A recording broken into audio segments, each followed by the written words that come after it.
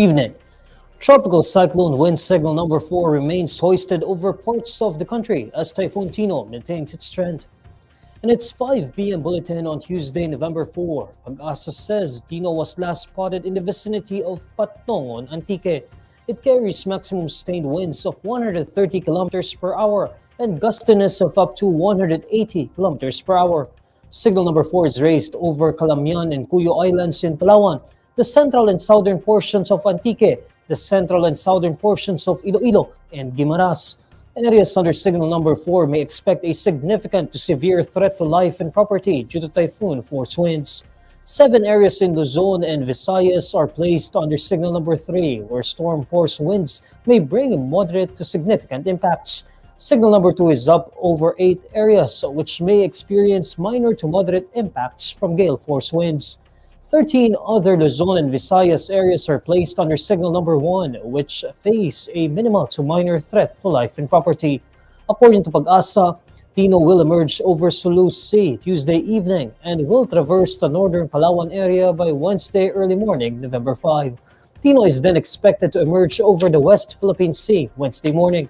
The cyclone may exit the Philippine area of responsibility by Wednesday evening or Thursday early morning, November 6. Meanwhile, Pagasa says a developing super typhoon is forecast to enter the Philippine area of responsibility by Friday, November 7 or Saturday, November 8. Dozens were stranded in the upper floors of their houses and needed rescue after Typhoon Tino dumped intense rains in Metro Cebu on Tuesday, November 4. According to the Cebu provincial government, severe flooding was reported in huge parts of the metro, including the cities of Cebu, Talisay, Mandaue, and the towns of Consolacion and Liloan. Residents in the affected areas appealed on social media for help as flood waters rose rapidly, submerging homes, vehicles, and roads. The Cebu provincial government says it deployed rescue teams to badly hit Talisay City in the south and Danao City in the north. Power lines and telecommunications were also reported down as the typhoon barreled through Visayas. Pagasa said Tino made landfall over Bourbon, Cebu early Tuesday morning. The Provincial Disaster Risk Reduction and Management Office earlier declared red alert status over the province ahead of the typhoon's landfall. This activated all emergency operations centers and deployed rapid damage and needs analysis teams. As of Tuesday, the National Disaster Risk Reduction and Management Council says 1 death was reported in Central Visayas due to the onslaught of Tino.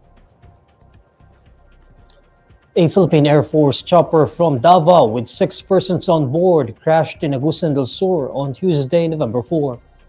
In a statement, the Philippine Air Force confirms one of its Super Huey helicopters crashed near the vicinity of the 60th Infantry Battalion headquarters in the province.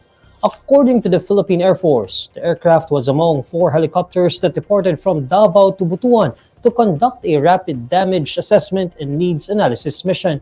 The Eastern Mindanao Command says the Super Huey was also deployed to carry out the humanitarian assistance and disaster response mission for Typhoon Tino. A source tells the Inquirer that the helicopter departed from Davao at 10:55 a.m. on Tuesday. However, contact with the chopper was lost at around 11:37 a.m. The source says the helicopter crashed around 11:56 a.m. The Philippine Air Force says search and rescue operations for the individuals on board the chopper are underway. Former House Speaker Martin Romualdez may face a gross and inexcusable negligence complaint over the appointment of former Ako Bicol Representative Zaldico as Appropriations Committee head. The Independent Commission for Infrastructure recommended on Tuesday, November 4, the filing of charges against former Public Works Secretary Manuel Bonoan and several others.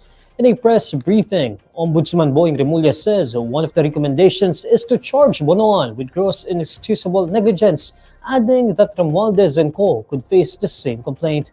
According to Remulla, cases involving Co. showed a pattern wherein the former lawmakers allegedly coordinated with some senators in crafting the final version of the national budget.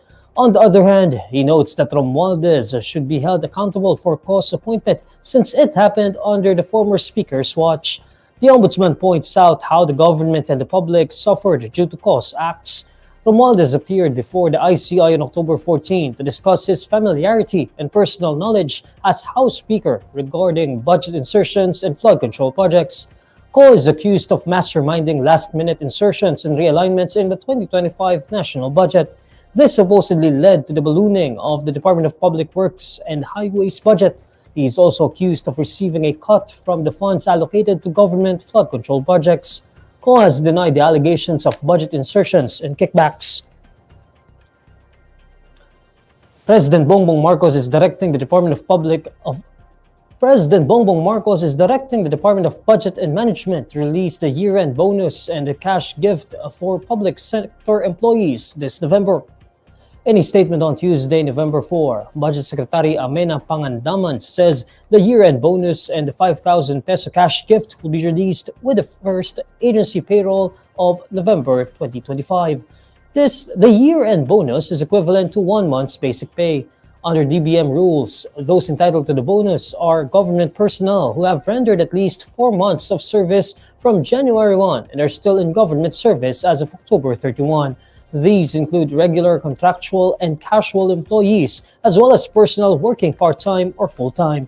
In a briefing on Tuesday, Palace Press Officer Claire Castro says the early release of the bonus and cash gift reflects the Marcos administration's recognition of public servants.